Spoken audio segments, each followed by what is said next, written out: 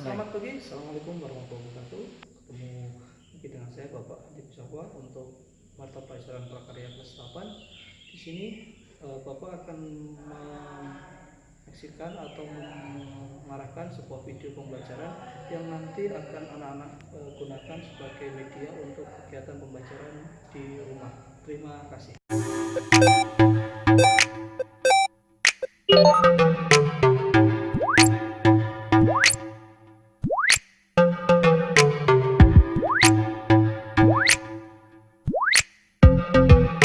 Assalamualaikum warahmatullahi wabarakatuh. Halo sahabat pelajar, berjumpa lagi di channel TV Pendidikan, channel kesayangan kita semua. Bagaimana kabarnya sahabat? Semoga sahabat sehat selalu. Pada video pembelajaran kali ini, kita akan belajar mata pelajaran prakarya dengan materi yaitu budidaya satwa harapan. Baik, apabila sahabat sudah siap, mari kita mulai video pembelajaran ini. Perkembangan usaha peternakan yang ada pada saat ini sudah mengalami perubahan yang cukup signifikan. Ternak ayam, kambing, dan sapi sudah banyak diketahui dan dibudidayakan oleh masyarakat untuk memenuhi kebutuhan pangan manusia. Masyarakat sudah mulai mengembangkan ternak satwa alternatif atau satwa harapan sebagai sumber bahan baku industri, pakan, atau hewan laboratorium. Pada umumnya, ternak atau satwa harapan yang dipelihara mempunyai beberapa kelebihan, di antaranya siklus hidup yang pendek, jarang terkena penyakit, murah harganya, serta mudah beradaptasi dengan lingkungan dan pakan yang diberikan. Jenis-jenis satwa harapan. Berikut contoh satwa harapan yang banyak dibudidayakan masyarakat. Yang pertama, cacing tanah. Seekor cacing tanah atau dengan nama latin Lumbricus terrestris dapat berukuran panjang 9 hingga 30 cm bergantung pada banyak ruas badan, umur, dan mutu pakannya.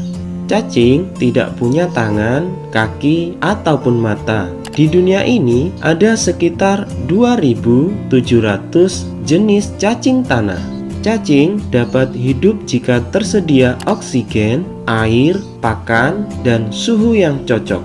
Jika keempat kebutuhan tersebut tidak terpenuhi, cacing akan mencari tempat yang cocok. Kotoran cacing tanah mengandung nitrogen, unsur hara penting bagi tanaman. Kotoran cacing ini membantu mengikat partikel tanah menjadi agregat-agregat sehingga struktur tanah menjadi baik. Cacing tergolong binatang berdarah dingin. Cacing dapat menumbuhkan ekor baru, tetapi tidak dapat menumbuhkan kepala baru jika bagian tersebut terpotong. Bayi cacing tidak dilahirkan. Mereka berada dalam kokon berukuran lebih kecil dari sebutir beras. Meskipun tidak punya mata, cacing dapat menangkap sinar, khususnya pada bagian tubuh terdepan, bagian kepala. Mereka bergerak menjauhi sinar, dan kulit cacing akan menjadi kering jika terekspos sinar dalam waktu yang lama, sekitar 1 jam.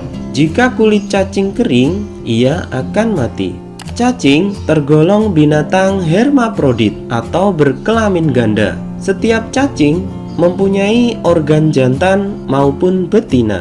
Cacing kawin dengan cara menyatukan bagian clitellum atau bagian membengkak di dekat kepala pada cacing dewasa dan bertukar sperma. Setiap cacing kemudian membentuk selubung telur dalam clitellum. Yang kedua, jangkrik. Jangkrik atau cengkerik adalah serangga yang berkerabat dekat dengan belalang. Jangkrik memiliki tubuh rata dan antena panjang. Jangkrik jantan memiliki suara yang khas. Suara ini digunakan untuk menarik betina dan menolak jantan lainnya. Suara jangkrik akan semakin keras dengan naiknya suhu sekitar. Di Indonesia, tercatat lebih kurang ada 123 jenis jangkrik. Jenis Gryllus testaclus dan Gryllus mitratus banyak dibudidayakan untuk pakan burung dan ikan.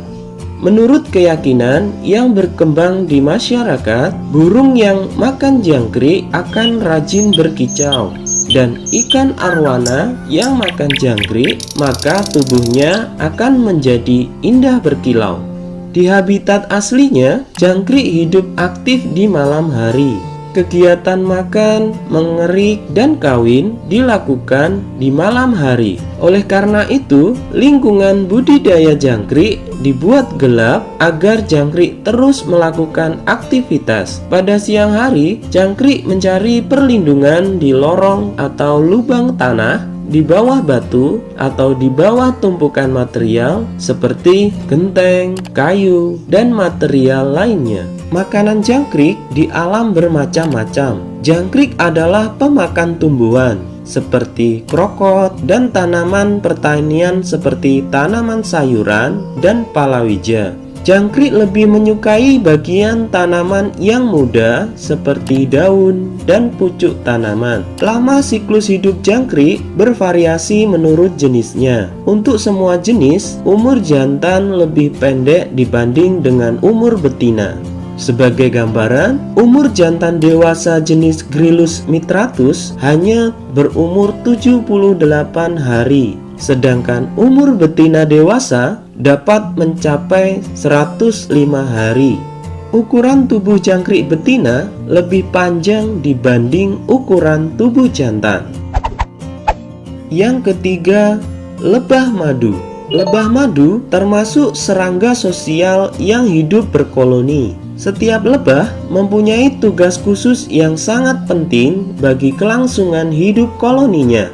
Di dalam sebuah sarang koloni terdiri atas 3 anggota masyarakat lebah, yaitu seekor lebah ratu, ratusan lebah jantan, dan ribuan lebah pekerja.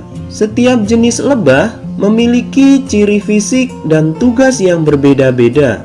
Lebah jantan berpantat tumpul dan tidak bersengat. Lebah pekerja berpantat runcing dan bersengat. Tugas lebah pekerja bergantung pada tingkatan umurnya, dari muda sampai tua, yaitu sebagai perawat, penghubung di dalam sarang, penjaga sarang, perintis atau pencari tempat yang menghasilkan pakan atau bunga, pencari pakan, dan pembuat sarang. Lebah ratu berbadan panjang, berpantat runcing, dan bersengat. Tugasnya adalah bertelur. Setelah kawin 1 kali, lebah ratu segera masuk sarang dan bertelur seumur hidup. Lebah ratu akan terus berada di sarang selama tidak ada pengganggu dan ratu baru belum muncul. Di habitat alaminya, lebah membangun sarang di dahan atau di cabang-cabang pohon besar.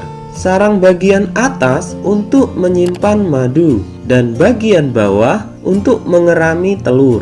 Secara tradisional, lebah madu banyak dipelihara masyarakat desa di sekitar hutan dengan menggunakan gelodok dari batang kelapa atau randu. Hasilnya, madu dan larva lebah. Satu sisir sarang lebah dapat menyimpan madu antara 15-20 kg dan 3-4 kg lilin.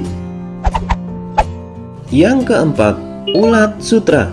Ulat sutra liar atau dengan nama latin Attacus atlas adalah salah satu serangga yang berukuran besar dan banyak ditemukan di hutan-hutan tropis dan subtropis, seperti di Asia Tenggara, Asia Selatan, Asia Timur, Selatan Cina, melintasi kepulauan Malaysia, Thailand, dan Indonesia.